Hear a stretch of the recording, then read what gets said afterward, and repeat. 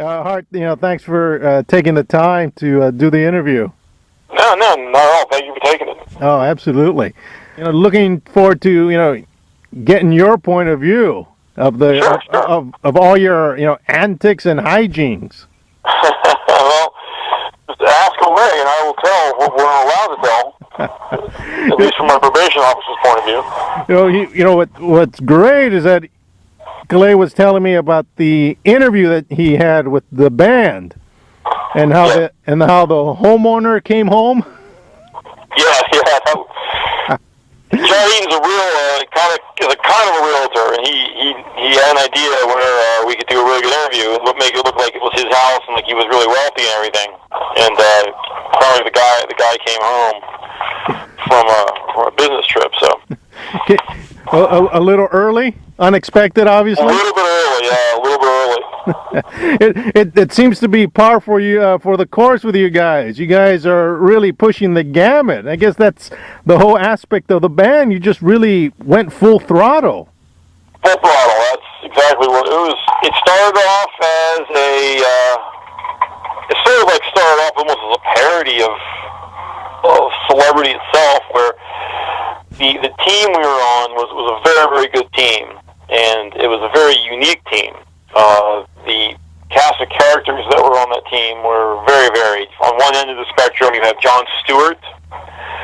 On the other end of the spectrum, you have Charlie Smith, who was just recently arrested by the FBI after 10 years on the FBI's most wanted list for mail fraud.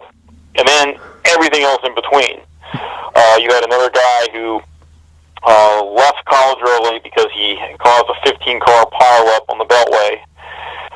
He was English. He stopped in the inside lane in the Beltway in D.C. in a rainstorm and put his indicator on because he'd passed his exit. 15-car pileup. He comes back to school and trying to explain it. He couldn't understand why everyone was so upset with him because I had my indicator on. And I'm like, well, he drew the thing up, and I'm like, dude, you're fucked. Because what do you mean? I'm like, you can't stop on a freeway in the inside lane and put your indicator on. So he goes, am I in serious peril? I'm like, fuck yeah, you're in serious peril. You're going to get your ass sued. Next day, he's on a flight back to London. Never came back. But he goes to London and started some sort of firm. Anyway, ended up buying Crystal Palace Football Club. Made millions and millions of dollars. Took it public, bought Crystal Palace Football Club, and then ran it into the ground, and the FA took it away, which would be very similar to the NFL taking away a team from an owner because of poor management. So the team was just a hysterical group of people, and we were in this microcosm of a very, very boring campus, and because of that, we had great parties, and those parties became legendary, and then we had an audience already there.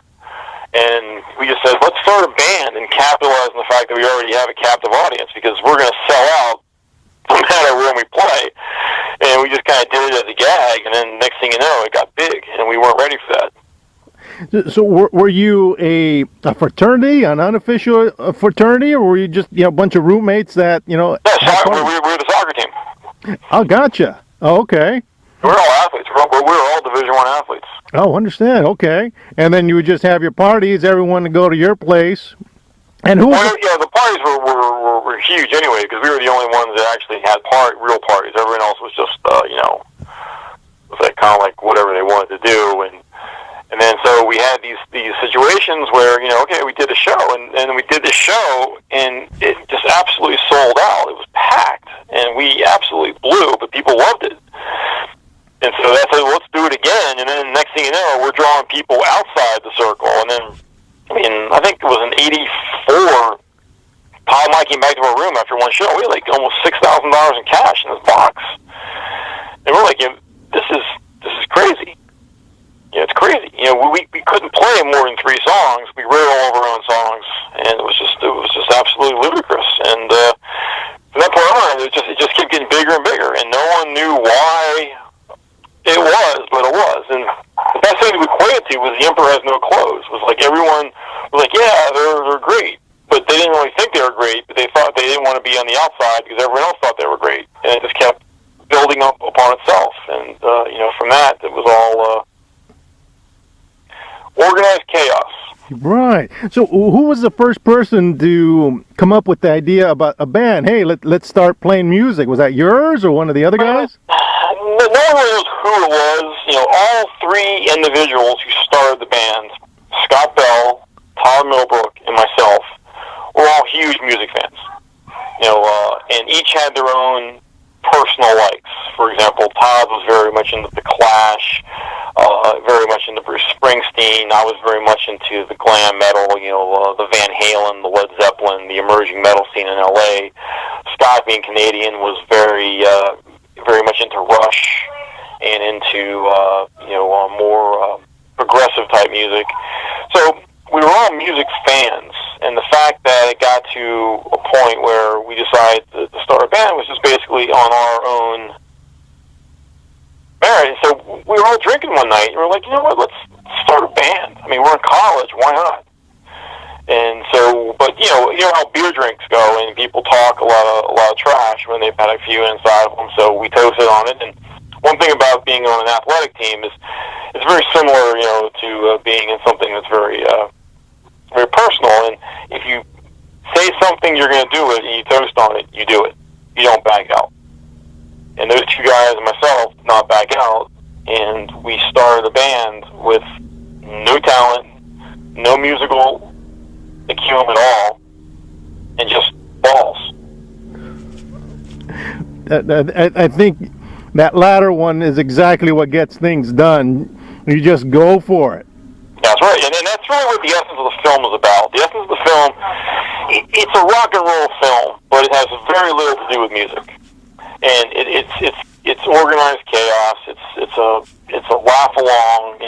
When you see how crazy it got, and then when you bring the real musicians in, it didn't really change. They came more to our side than we came to their side. It was like they're like, yeah, this is much better than practicing 8 hours a day and playing some horrible show. Let's not practice at all. Claim we're great. Play a huge show. Play 2 or 3 songs. Make a lot of money and have a great night.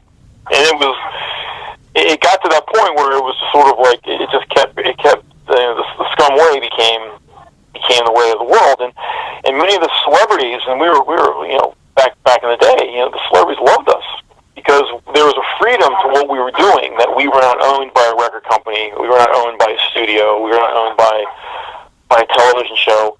We were doing what we were doing because we wanted to do it, and we were having a blast doing it. And did we make some mistakes? Oh, absolutely. Looking back on it, would we have done it differently? I sure as hell would, because I didn't realize what we had. I didn't realize that we had, we were on the precipice of something great. And, one of the taglines of the film is the greatest rock and roll band you never heard of. Another one is, somewhere along the way, rock and roll was hijacked by a bunch of musicians. And I firmly believe that, because I think the very essence of rock and roll is what you just said. It's about having the balls to do something, even if people tell you you can't do it. That's what rock and roll is about. It's not about a 35-minute guitar solo. It's not about, a bass player playing, 16-minute scales to perfection. That's the technical side. That's the artistic side. But the essence of rock and roll is neither of those. The essence of rock and roll is doing what you want to do and going for it. And so this film is, to go back to what I was saying originally, is really the essence of the American dream, wrapped in a rock and roll movie. Because how many people do you know have never gone for what they really, really wanted to do? And, growing up as an athlete and always seeing people on the outside of that, everyone, it's easy to say, oh, I could have made the team if I had gone out. And I'm like, well, you know what, dude? You don't know that because you didn't go out. If you went out, you would know either if you made it or if you didn't make it. But you'll never know. And the same thing goes for asking, you ask girls out. If you are afraid to ask the most beautiful girl out, you're never going to know what she would have said.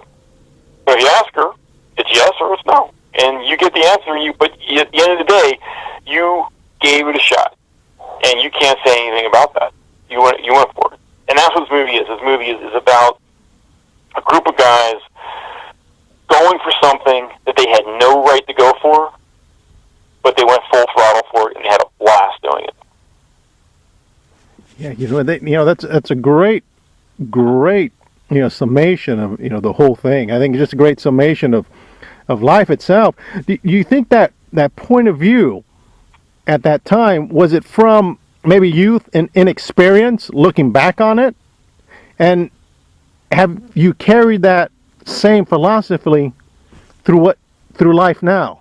I've always carried that. And Pod Middlebrook, who's still in the band, the same thing. I mean, he became a very, very successful businessman. You take chances. Sometimes you fail, and sometimes you don't. And one of the things that I used to say, and said this in some paper, back in the '80s, was that the only real failure in life is the failure to try. Because everything else is wrapped in failure. Everything. You go through the list of all the great athletes who got cut from a team. Michael Jordan was cut from his high school basketball team. Steve Jobs was told, was turned down for something. And the list goes on and on and on. But it's perseverance, and it's not taking that as a final answer. If how many great athletes have been bounced around from team to team to team to team, never going to make it. Suddenly, boom, they latch on. They're a star. They've made it. Even if people aren't stars, but they've made the league or they made the team. The same thing in Hollywood. I mean, you look at actors who have scrapped around for years and years and years, and then they get that one little hit on that TV show, and people are like, oh, they're overnight sensation. No, they're not. They went for what they wanted, and and in the end of it, they got what they deserved because they earned it. And that's really the universal truth of this film, is not the rock and roll, the rock and roll was just a vehicle of attaining that universal truth of being the American dream, and going for it. So that's really, I think you're spot on with that, saying that really is the essence of the film. Is not about a band, it's not about the music. It's about a group of guys that went for something that maybe was beyond their reach, but that didn't stop them, and they still went for it. And when you see the ending of the film, you'll see where all that's going. Fantastic. It's a fantastic, thought process that you have. It's inspiring. I can see how the movie can inspire someone to, follow their dream. Is that kind of what you personally were wanting to convey through the film? Hey, go for it, regardless of what it is. Absolutely, and that's what I was telling everybody. I mean, it's funny as hell. No one gets out of this film unscathed. We all get taken out the knees. We're basically ridiculed throughout the entire movie for what a bunch of morons, whatever we were. But the real essence of this whole thing is that you have a bunch of guys who are hysterical characters. They're hysterical. I mean, every single one of us is funny. And we have this attitude of that, it's like, okay, I'm not a great singer. Okay, well, you know what? I just played Abbey Road. How was your year? Nice. I'm not claiming we're great. I'm claiming we're great guys. I'm claiming we're fun. You come hang out with us, you're gonna have a great time. You come to our show, you're gonna have a great time. Yeah. You read the book, you're gonna laugh. You see the movie, you're gonna laugh. You hear the music, you're gonna be blown away by how good it is. But we're not pointing to that. That's not the focal point. The focal point is the whole episode, the whole character of the project. And the project is a group of guys who, and Clay included, because Clay is now a part of this, went for it. And Clay did a great job putting this film together. He did a magnificent job putting this together, and everything was, we're pretty happy where this is. And hopefully, I think this would make a great reality-esque TV show, because it's turnkey, for one. The first 4 to 5 episodes of any TV show is character development. You watch Seinfeld, for example. You watch the first 4 or 5 episodes, you don't even recognize them. You recognize as characters. Kramer's not Kramer. His hair wasn't up. He wasn't all over chaotic as he was in the later seasons. George wasn't as melodramatic. Elaine was more subdued. It took them time to develop the characters and to define themselves as actors and as characters. With this, you have turnkey. You know who Pat Burke is by the end of the movie. You know who John Eaton is. You know who Hart Baur is. You know who Tom Middlebrooke is. You take those characters, you roll right into where the film left off. You have a kick-ass TV show right there. That's hysterical. Yeah, absolutely. But middle-aged guys getting the band back together, and all the shenanigans that can come from that, are just it writes itself basically. Yeah, right. You know that. Just a couple more questions, but that leads into a question I was going to ask. I know you're going to be getting the band together and releasing another album. Uh-huh. Are you taking it in light of what you've learned and what you knew back then? Like you're going to take it more seriously now, still with the fun, but really, go for it, like you were saying? Well, the album is really, we did 2 songs in Abbey Road. We did 1 song in Sun Studios in Memphis. And we've never done covers before, but in Memphis we did Angel Harlem by U2. And then in Abbey Road we also did Back in the USSR by the Beatles. We did a piano accordion sonata intro, and it's very, very, very cool. And the album, musically, is gonna blow a lot of people away. And that's kind of like the real hook to all this is you laugh at us, you laugh at the movie, you laugh at everything, but then you hear the album, you're like, wait a second, this is really good. How can these guys be like this and not, and so yes, we've taken the music seriously. We've worked very, very hard on this album. But by that token, because we can play guitar, or because we can play bass, or we can play drums, or we could sing, if you want to call it that, we're not better than you. And our attitude is the same as it's always been. It's, you're a part of us, we're a part of you, let's have a good time, and we're not going to look down our noses at you. We're not going to, we're not going to treat you like there's the invisible velvet rope there. And that's what a lot of celebrity is. It's an invisible velvet rope, where we are here because we are quote unquote famous and talented, and you are there because you're the plebeians and you pay for us. And we never were like that. And that's why I think this really has a great chance of being very, very successful and has some legs, because you have a band that is a bunch of everyday guys. They're all working. They all have jobs. Most of us have families.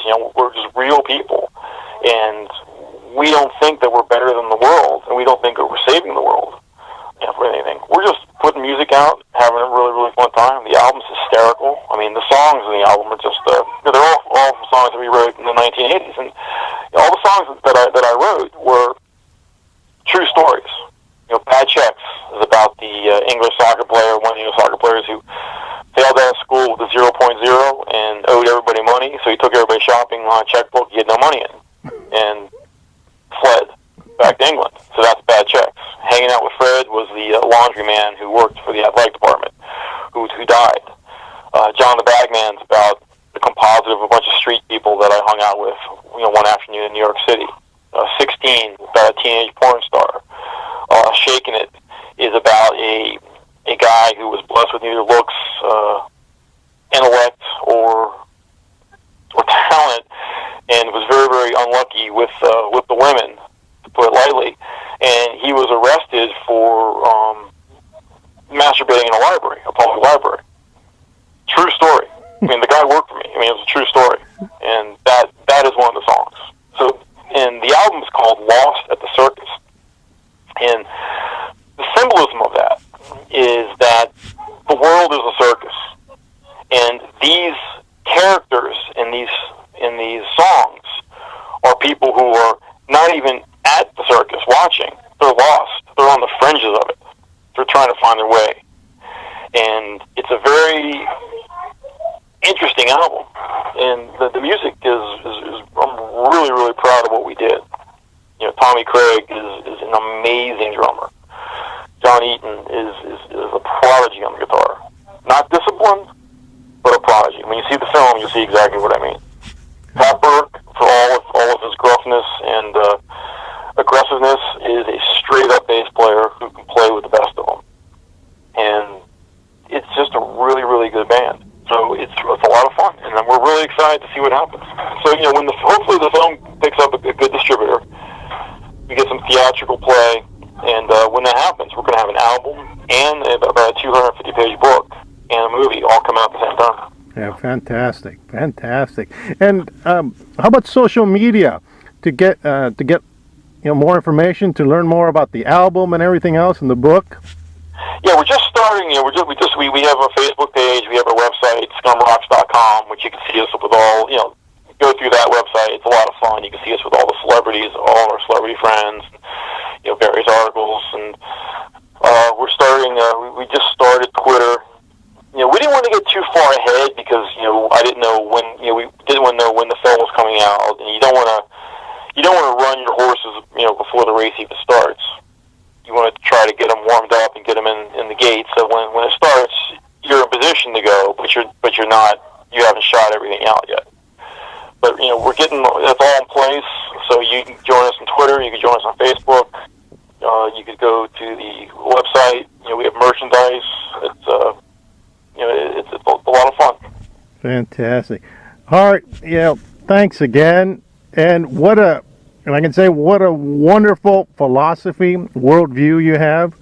And thank you. And I know this next junction, it will be just as successful as your first one. I hope so. Are you going to be at the film? Are you going to be out there and see the film? Yes, I'll be out there. You'll be there as well? Oh, yeah. We're flying out tomorrow night.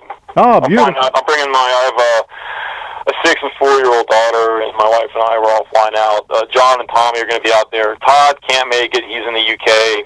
Pat can't make it. He's got a work issue he couldn't get out of, which was unfortunate. Unfortunately, the festival gave us very, very little notice. Right. We were going to play the whiskey, but then Pat couldn't do it, and it just I was hoping that we get at least 6-7 weeks out where we could really do something big and have a big show, because we were going to be able to play the whiskey, but we need the whole band there for that. Right. Yeah, well, maybe we can plan something. We can have another launch party. Oh yeah, we're ready to go. We've the band's tight. We did a show in Melbourne in January, which came out really well, and so we're really everyone's very, very happy. So it's just very, very ready to get going and excited to see the film.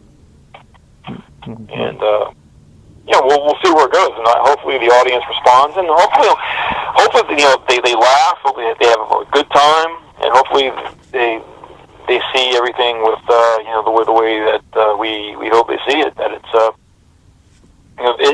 really uplifting film if you get out of it what I think you can get out of it, and it really is. It's a love letter to our heroes who are in the music world, but it's also a